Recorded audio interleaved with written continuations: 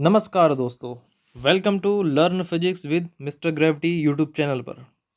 मैं हूं मयंक और मैं आज आप लोगों के सामने एक नया टॉपिक लेके आया हूं, uniform and non uniform motion, यानी कि समान तथा असमान गति।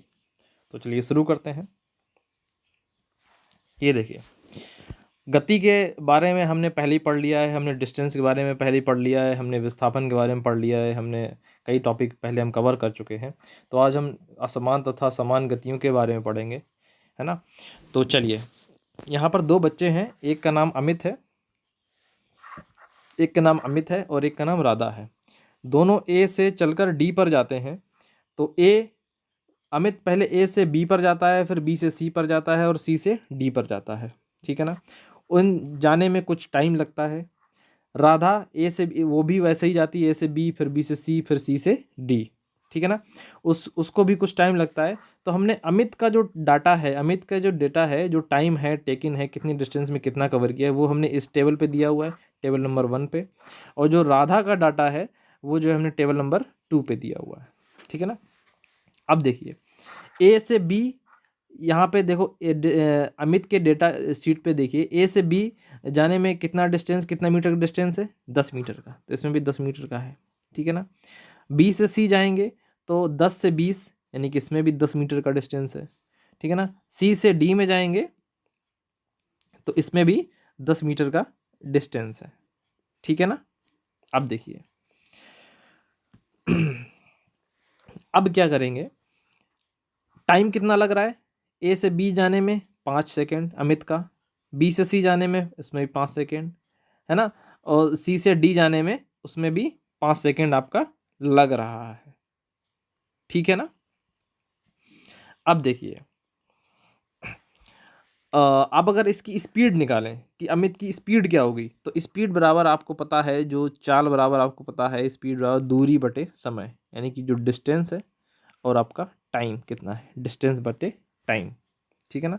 तो अगर हम अमित की स्पीड निकालें तो पहले 10 मीटर में कितनी स्पीड थी, 10 मीटर में, यानी कि डिस्टेंस 10 मीटर, इस और टाइम कितना लगा, 5 सेकेंड, यानी कि 2 मीटर पर सेकेंड, ठीक है ना।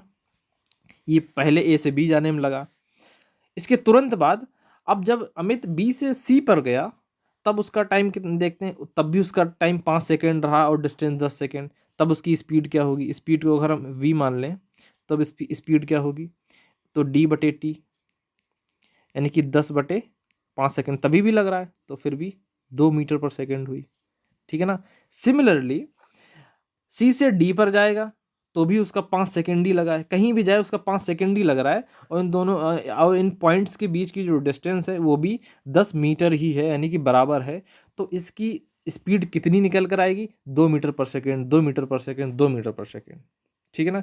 तो ये हमेशा 2 मीटर प्रति सेकेंड की वेग से चल रहा है, ठीक है ना। अब अगर हम बात करें, जो है किसकी, राधा की। अब राधा के चार्ट में देखते हैं, राधा में क्या है, ए से बी गई 2 सेकेंड में, यानी कि उसने जो 10 मीटर की दूरी है वो 2 सेकेंड में तय की। तो इसकी स्पीड क्या होगी, v बराबर 10/2, यानी कि 5 मीटर पर सेकेंड, ठीक है ना। इसकी हो गई 5 मीटर पर सेकेंड, ठीक है ना।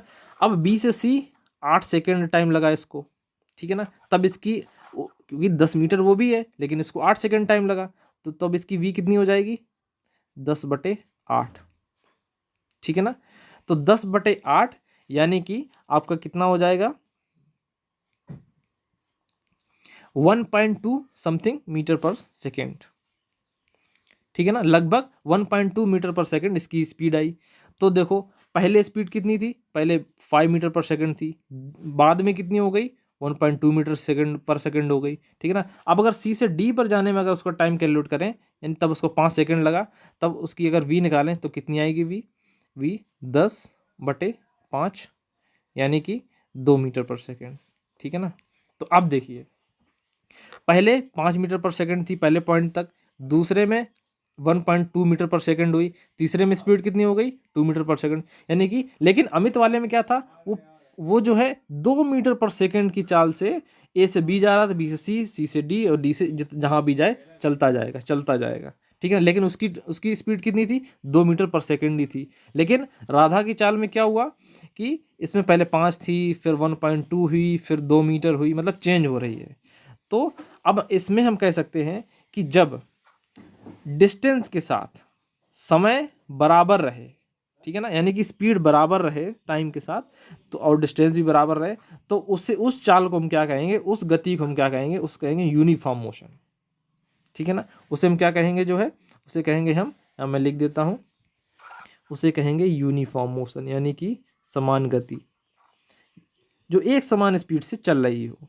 लेकिन राधा की केस में क्या था, राधा की केस में था कि पहले वो जो कुछ चाल से चली, फिर बदल के 1.2 हो गई, फिर बदल के 2 हो गई, तो मतलब ये वेरी कर रही है, मतलब कम ज़्यादा हो रही है इसकी चाल, तो इसकी यूनिफॉर्म चाल नहीं है। यूनिफॉर्म का मतलब ये होता है एक समान, ठीक है ना, तो ये एक समान नहीं है, तो ये हो गई नॉन यूनिफॉर्म मोशन। ठीक है ना। अब देखिए, अब आपने कभी डेली लाइफ में फील किया है कि यूनिफॉर्म मोशन कभी आपने फील की है? और नॉन यूनिफॉर्म तो आपको पता ही है कि जब घर से आप स्कूल जाते हैं तो पहले कभी खाली सड़क आ जाती है तो तेज़ चलाते हैं, ब्रेकर आ जाता है, फिर धीमी कर लेते हैं, मार्केट आ जाती है, फिर धीमी कर लेते हैं, फिर खाली मिल जाती है, फिर तेज़ चलाते हैं। तो ये नॉन यूनिफॉर्म का एक एग्जाम्पल है। लेकिन अगर आप यूनिफॉर्म मोशन की बात करें तो हम इसको कैसे समझेंगे? तो आइए हम इसको एक सिंपल सा एक समझते हैं।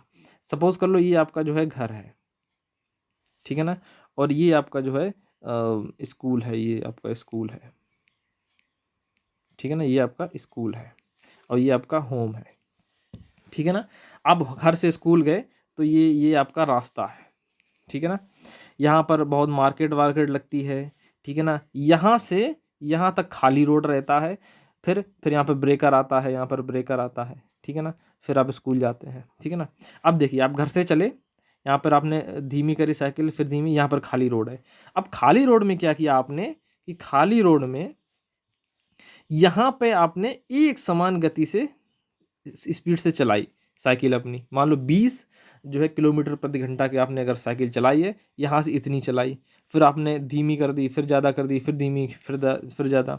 तो ये अगर हम बात करें जो है घर से लेके स्कूल तक की जो मोशन है वो कैसी है, वो है नॉन यूनिफॉर्म मोशन, असमान गति है। क्यों? क्योंकि आपकी स्पीड बीच में कम ज़्यादा हुई है, ठीक है ना। लेकिन अगर हम इस पॉइंट से बात करें कि ए और बी के बीच की दूरी एक समान है, ठीक है ना, इसकी दूरी जो है कैसी है, एक जो है इसकी दूरी बिल्कुल जो है एक समान है, ठीक है ना, ये वाली दूरी, ठीक है ना।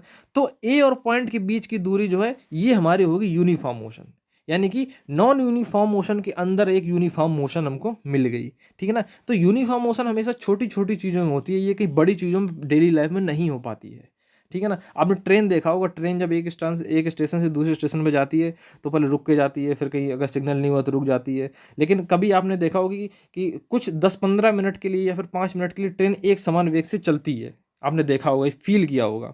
तो वो जो मोशन होगी जो है, वो जो एक समान 10-15 मिनट के लिए एक समान चाल से चल रही, वो आपकी यूनिफॉर्म मोशन होगी। लेकिन अगर हम ओवरऑल मोशन की बात करेंगे डेली लाइफ में, तो नॉन यूनिफॉर्म मोशन हमें देखने को मिलती हैं प्रैक्टिकल लाइफ में, ठीक है ना। तो आई होप आप लोगों को ये यूनिफॉर्म और नॉन यूनिफॉर्म मोशन, आपको ये टॉपिक समझ में आया होगा। अगर फिर भी कोई डाउट है तो नीचे डिस्क्रिप्शन बॉक्स में एक मैंने लिंक दे रखा है जहाँ स्टूडेंट्स अपने क्वेश्चंस पूछ सकते हैं, और मैं इसका जो है PDF टेलीग्राम चैनल पे दे दूंगा, और टेलीग्राम चैनल पे ही ज्वाइन कर सकते हैं, तो वहाँ से डाउनलोड कर सकते हैं, ठीक है ना। आज के लिए इतना ही, थैंक यू, जय हिंद, जय भारत।